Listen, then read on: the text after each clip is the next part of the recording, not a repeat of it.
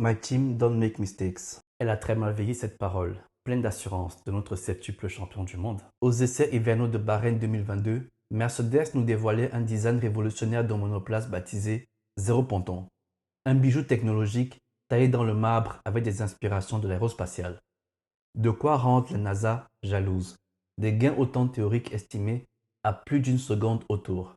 Dans les simulations, c'était un avion de chasse qui allait sacraliser la revanche de l'usine de Brackley suite à la conclusion amère de 2021. Sauf que sur la piste, on a eu quelques surprises. Aujourd'hui, la voiture a suivi plusieurs phases d'évolution et on verra ensemble si c'est suffisant pour s'y appuyer pour développer la W14 de 2023. Les amis, restez connectés, abonnez-vous, restez concentrés et à la fin de la vidéo, je vous donnerai mon avis sur la W13.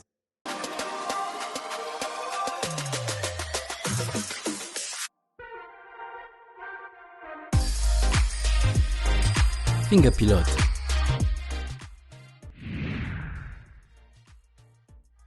Vous aussi, vous y avez cru à la théorie du bluff, n'est-ce pas? Je ne vous cache pas, j'ai été convaincu à 1000% que ça bluffait. En même temps, Mercedes qui ne réussit pas ses essais hivernaux, puis claque la pole au premier Grand Prix de la saison, était devenu un classique de l'ère hybride. Quand je les ai vus galérer pour passer en Q3 à Bahreïn, le premier Grand Prix de la saison, je me suis dit que le bluff avait un peu trop duré pour être vrai.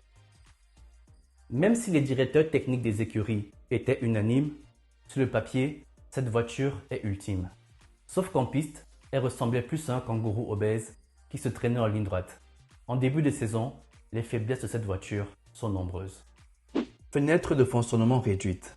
Le pic d'appui aérodynamique de la monoplace est élevé, mais la plage de réglage pour l'atteindre était fine comme une aiguille. Une vitesse de pointe minable. De mon vivant, je ne savais pas qu'un jour vitesse de pointe et Mercedes pouvaient faire deux dans l'ère hybride. Mais ce concept, bien qu'à la carrosserie fine, génère beaucoup trop de traînées en ligne droite.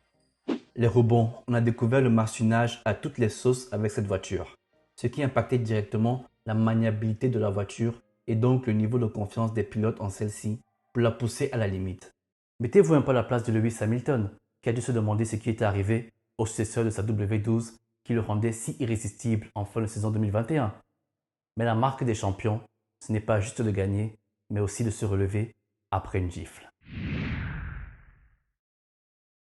Après des tentatives de réglage désespérées, Mercedes est résolu à la réalité. Ils se sont ratés.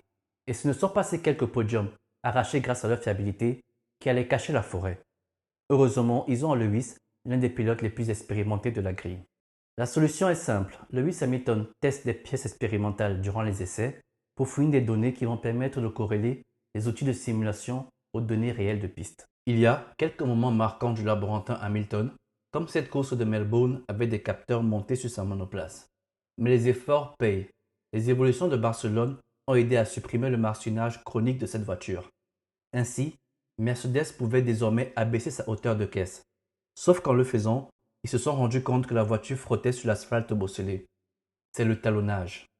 C'est avec le nouveau plancher de Silverstone qu'ils ont atténué les rebonds dus au talonnage et amélioré la stabilité dans les portions rapides.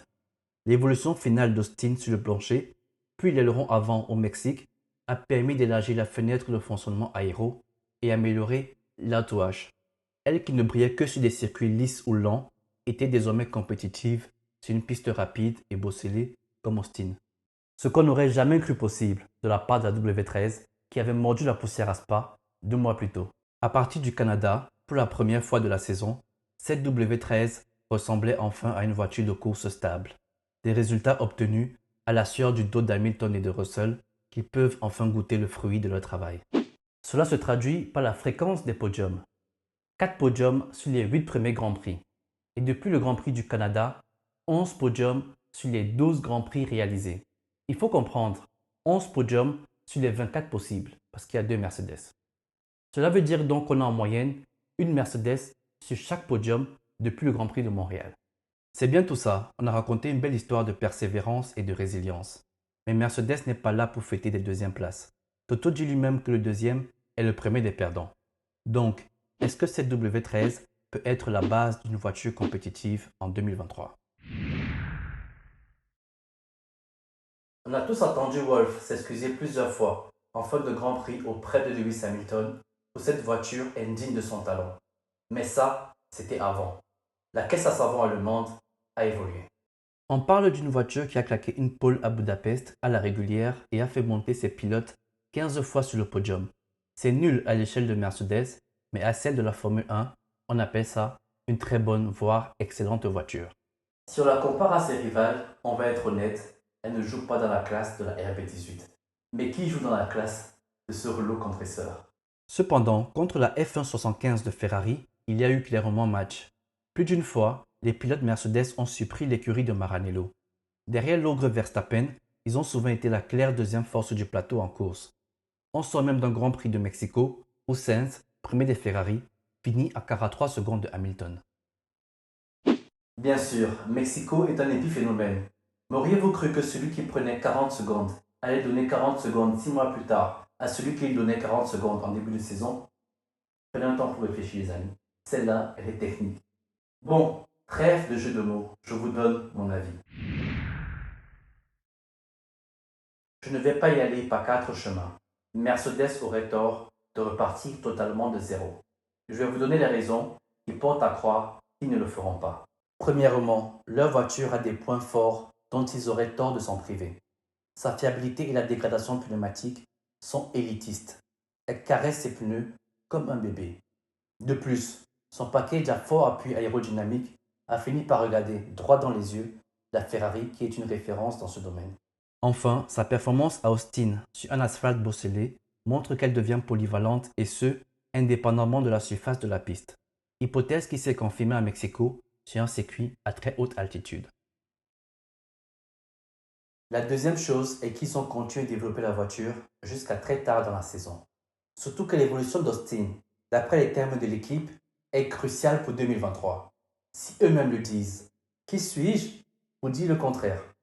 Quand tu abandonnes tout pour repartir de zéro, tu arrêtes de développer la voiture très tôt dans la saison pour te recentrer sur l'année suivante. Ou alors, tu fais comme Aston Martin et tu débarques avec une voiture revue de A à Z au lieu de t'obstiner. Bien sûr, cette voiture va changer. Elle doit changer. Si tout allait bien, je ne serais pas en train de vous parler de la diva de la W13, mais du 8e titre de Lewis Hamilton, maintenant que Massey n'est plus sur sa route. Évidemment, elle doit subir encore d'importantes corrections, notamment sur sa vitesse de pointe en ligne droite qui fait d'elle aujourd'hui une proie facile, et également sur son rythme en qualification désastreux qui oblige les pilotes à toujours partir de loin. Je sais que la communauté Mercedes est très divisée à ce sujet. Certains ont une seule hâte, voir ce tas de ferraille au placard dès le drapeau à damier de Abu Dhabi pour repartir sur de meilleures bases. Et d'autres se disent que les évolutions récentes ne sont pas trop mal et qu'il y a un projet victorieux à développer autour de cette voiture. Je veux donc votre avis, que vous soyez fan de Mercedes ou observateur neutre. Quel est votre camp? Argumentation à l'appui bien sûr. Vous l'aurez compris, je reste du côté des optimistes. C'est peut-être une expression cliché, mais je pense que cette W13 est clairement sous-cotée. Ce n'est pas la monoplace qui fait gagner le championnat. Je pense que les écarts au championnat pilote et constructeur parlent d'eux-mêmes. Mais parvenu au bout des développements de cette saison, il est clair que cette W13 est loin d'être cette bouse interstellaire qu'on veut nous faire croire. Mercedes, avec toute la compréhension emmagasinée et les téraoctets donnés, doit pondre pour 2023 un chef-d'œuvre. Après tout, le monde se porte mieux quand Max et Lewis jouent le titre. On a donné sa chance à Ferrari et Red Bull a ajouté l'âme des tifosi à sa recette de boisson. D'ailleurs, je prépare un sujet similaire sur la situation de Leclerc, de Binotto et de la Scuderia. Un peu d'humour sur la chaîne ne ferait pas de mal. Voilà les amis, vous savez tout ce que je pense de cette W13.